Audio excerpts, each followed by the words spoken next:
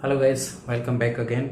आज हम चर्चा करेंगे, जैसा कि आप थंबनेल में देख चुके हो, आज हम चर्चा करेंगे लैक ऑपेरॉन को लेके। लैक ऑपेरॉन, तो यहाँ पे एक बेसिक स्ट्रक्चर आपको पता चल जाएगी कि ऑपेरॉन होता क्या है, किस तरह से इसे इंड्यूस किया जाता है, किस तरह से इसे ऑन किया जाता है, किस तरह से इसे ऑफ किया जाता है। ठीक है, ये आपका कैसा ऑपेरॉन है? ये इंड्यूसेबल ऑपेरॉन है। इसे हम बोलते हैं इंड्यूसेबल ऑपेरॉन, यानी कि ये कैसा रहता है? सामान्यतः ऑफ रहता है। इंड्यूस करना, इंड्यूस यानी कि किसी चीज से आप उसे प्रेरित करते हो तो इंड्यूस होता है वो। ठीक है, तो पहले ऑफ रहता है लेकिन बाद में से ऑन किया जाता है। ठीक है, अब किस तरह से ऑफ होता है, किस तरह से ऑन होता है, ये तो हम वीडियो में जानेंगे। चलिए सबसे पहले हम देख लेते हैं कि ऑपेरॉन होता क्या है। देखिए, ऑपेरॉन में दो स्ट्रक्चर होती हैं। एक तो होती है आपके, मैं दोनों बता रहा हूं आपको। देखिए, ये आपके ऑपेरॉन मान लीजिए। ठीक है, ऑपेरॉन में एक होता है आपके कंट्रोल जीन, ठीक है, और एक होता है आपके स्ट्रक्चरल जीन, स्ट्रक्चर जीन। ठीक है, ओके। यहां पे जेड बाई और ए, ये तीन स्ट्रक्चर जीन है। ठीक है, संरचनात्मक जीन जिसे आप कह सकते हो। कंट्रोल जीन, जो संरचनात्मक जीन से जो प्रोटीन निकलेगी उसके नियंत्रण को कंट्रोल करके रखते हैं, उन्हें हम बोलते हैं हम कंट्रोल जीन। तो कंट्रोल जीन में कौन कौन से पोर्शन होते हैं ये भी आपको ध्यान देना चाहिए। एक होता है आपके रेगुलेटर जीन, ठीक है, एक होता है आपके प्रमोटर जीन, और एक होता है ऑपरेटर जीन। ठीक है, तो आरजी का मतलब क्या है? रेगुलेटर जीन, और पीजी का मतलब क्या है? प्रमोटर जीन, और ओजी का मतलब क्या है? ऑपरेटर। अब देखिए, एग्जाम में आपसे पूछा जाता है कि कंट्रोल जीन किन तीन संरचनाओं से मिलकर बना होता है, तो वहां पे रेगुलेटर होगा, प्रमोटर होगा और ऑपरेटर होगा। ठीक है, अब देखिए यहां पे आपको ध्यान रखना है कि पहले क्या रहता है आपका? लैक ऑपेरॉन, जो लैक्टोज के उपापचय से संबंधित रखता है। लैक्टोज के उपापचय का नियमन करता है, उससे संबंधित प्रोटीन ट्रांसलेशन और क्या करता है? ट्रांसक्रिप्शन को देखता है। ठीक है, अब ये क्या करता रहता है? ये एमआरएनए बनाता है। एमआरएनए से आपकी एक रिप्रेसर प्रोटीन बनती है, रिप्रेसर प्रोटीन, ठीक, संदमक प्रोटीन, और वो किससे जाके जुड़ जाती है? वो जुड़ती है आपके रिप्रेशन प्रोटीन, जुड़ती है आपके ऑपरेटर जीन से जाके। ठीक है, और जैसे ही ऑपरेटर जीन से जुड़ जाएगी तब आपके इसका ट्रांसक्रिप्शन ट्रांसलेशन रुक जाता है। No translation and no transcription. ठीक है, तो ये इसका सामान्य अवस्था है, ये नॉर्मल अवस्था है। नॉर्मल अवस्था में ये इस तरह से बंद रहता है, ऑफ है ये। ठीक है, अभी ऑफ है। अब आपसे पूछा जाएगा कि रिप्रेसर प्रोटीन कौन से स्थान पे जुड़ती है? कौन से स्थान पे जुड़ेगी? आपके ऑपरेटर जीन पे। ठीक है, और एक और चीज आपको ध्यान रखना है, आरएनए पॉलीमरेज कहां जुड़ता है? तो आरएनए पॉलीमरेज हमेशा प्रमोटर जीन पे जाके जुड़ता है।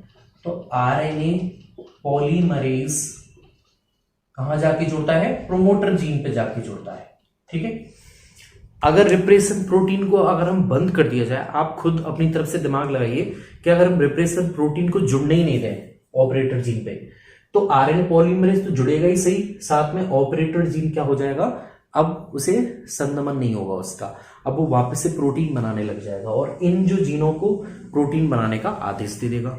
तो हम ऐसा काम करें जिससे हम क्या करें कि इस प्रोटीन को यहां जुड़ने से बंद करें। तो देखिए, जब लैक्टोज प्रेजेंट होता है,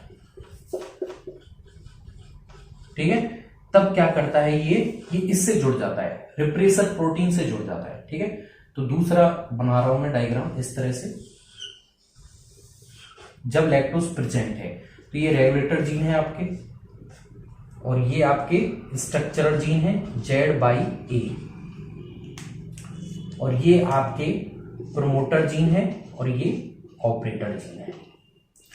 तो आरएनए पॉलीमरेज तो हमेशा जुड़ेगा ही सही, चाहे आपके लैक्टोज एब्सेंट है या फिर लैक्टोज प्रेजेंट है। ऊपर वाली कंडीशन में यहां पे क्या था? लैक्टोज एब्सेंट है अभी, जब तक एब्सेंट रहेगा तब तक आपके ऑपेरॉन बंद रहेगा। जैसे ही प्रेजेंट हो जाएगा तो इसे इंड्यूस कर दिया जाएगा और ये ऑन हो जाएगा। और ऑन कैसे होगा? देखिए एमआरएनए बनाएगा, एमआरएनए से रिप्रेसर प्रोटीन तो बनेगी, लेकिन अब आ गया है तुम्हारा लैक्टोज। लैक्टोज आके इसे क्या कर देगा? सप्रेस कर देगा, इसे क्या कर देगा? संदमित कर देगा। ठीक है, और ये इससे जुड़ा रहेगा और अब ये इस यहां पे जाके नहीं जुड़ पाएगा, ऑपरेटर जीन पे नहीं जुड़ पाएगा। आरएनए पॉलीमरेज आएगा और वो प्रमोटर जीन पे जुड़ जाएगा। अब ऑपरेटर जीन क्या है? ओपन है, अब इस पे कोई रिप्रेसर प्रोटीन नहीं है, तब ये अपना काम अच्छे से कर सकता है। और ये स्ट्रक्चर जीन जो है आपके, इनको प्रोटीन बनाने के लिए आदेश दे देता है, तो ये आपके प्रोटीन बनाएंगे। सबसे पहले एमआरएनए बना देते हैं। और बैक्टीरिया है, बैक्टीरिया में मैंने अपनी पुरानी वीडियो में बताया हुआ है एमआरएनए कैसा बनता है। यहाँ पे ये कैसा होता है? पॉलीसिस्टोनिक होता है, यानी कि इसमें एक से ज्यादा एंजाइम बनाने की या फिर एक से ज्यादा पॉलीपेप्टाइड चेन बनाने की कैपेसिटी होती है। तो जेड से बनेगा आपके लैग जेड, जिसे भी बोल सकते हैं, जैसे इससे बनता है आपका बीटा कैलेप्टोजिडेस।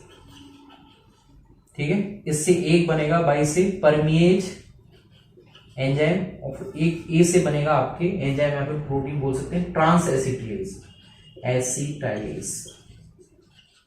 ठीक है, ये एंजाइम आपके एक्टिव हो जाते हैं और ये जब तक ऑन रहता है जब तक आपके लैक्टोज प्रेजेंट है। और जैसे ही लैक्टोज एब्सेंट हुआ तभी आपके रिप्रेसर प्रोटीन कहां जाके जुड़ जाएगी? ऑपरेटर जीन पे जुड़ जाएगी और फिर वापस से ऑपेरॉन कैसा हो जाएगा? अभी कैसा? ये ऑन। और जैसे ही लैक्टोज खत्म होगा वैसे ही आपके कैसा हो जाएगा? वापस से ऑफ हो जाता है, इसीलिए इसे हम बोलते हैं इंड्यूसिबल ऑपेरॉन। आई होप आपको वीडियो समझ में आ गया होगा। ठीक है, यहाँ पे हमने देखा ये कंट्रोल जीन है, ये स्ट्रक्चर जीन है। स्ट्रक्चर जीन और आपको ध्यान रखना है पॉलीमरेज, आरएनए पॉलीमरेज जैसा पी से जुड़ेगा तो प्रमोटर जीन से जुड़ेगा। और रिप्रेसर प्रोटीन किससे जुड़ती है? ऑपरेटर जीन से जुड़ती है।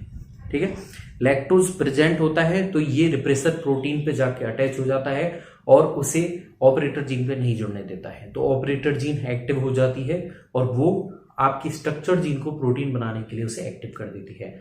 लेकिन ये प्रोसीजर तभी तक चलता है जब तक आपके मेटाबोलाइट यानी कि लैक्टोज प्रेजेंट है। जैसे ही एब्सेंट होगा तो वापस से ऑफ हो जाएगा, इसीलिए हम इसे बोलते हैं इंड्यूसिबल ऑपेरॉन।